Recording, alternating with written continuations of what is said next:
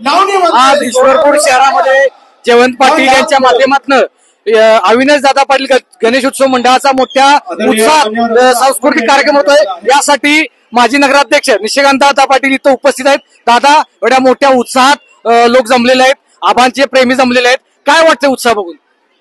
स्वर्गीय अविनाश पाटील दादा गणेशोत्सव मंडळाच्या वतीनं आजपर्यंत अनेक कार्यक्रम अशा मोठ्या प्रमाणामध्ये साजरे करण्यात आलेले आहेत। काली अतिशय महिलांचा भगिनींचा एक मोठा कार्यक्रम मनीषा वहिनीने घेतलेला होता आणि आजचा कार्यक्रम हा युवकांच्यासाठी आहे। राधा पाटील या सेनेतारका आहेत, चांगला कार्यक्रम या ठिकाणी लोककलेला उत्तेजन देणार हा कार्यक्रम आहे आणि आजचा उत्साह तरुणांचा पाहता निश्चितपणानं आजचा कार्यक्रम यशस्वी झाला असं मला वाटतं।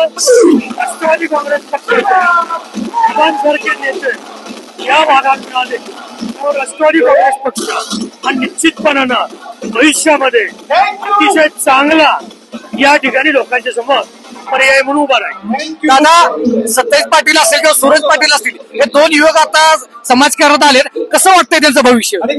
सूरज पाटील असतील, सतेज पाटील असतील, या शहराचं वरून ईश्वरपूर शहराचं हे उद्याचं भविष्य आहे। पुढच्या 20-25 वर्षामध्ये या युवकांच्या हातामध्ये या शहराचं विकासाचं विजन घेऊन काम करणारे असल्यामुळं त्यांच्या ताब्यामध्ये निश्चितपणानं या शहरातली जनता या शहराला सोपवेल याबद्दल मला तीळ मात्र शंका नाही। दादा, आज गणेशोत्सवाची सांगता होते आज उद्या 2 दिवसामध्ये, काय मागणं आहे गणरायाकडे?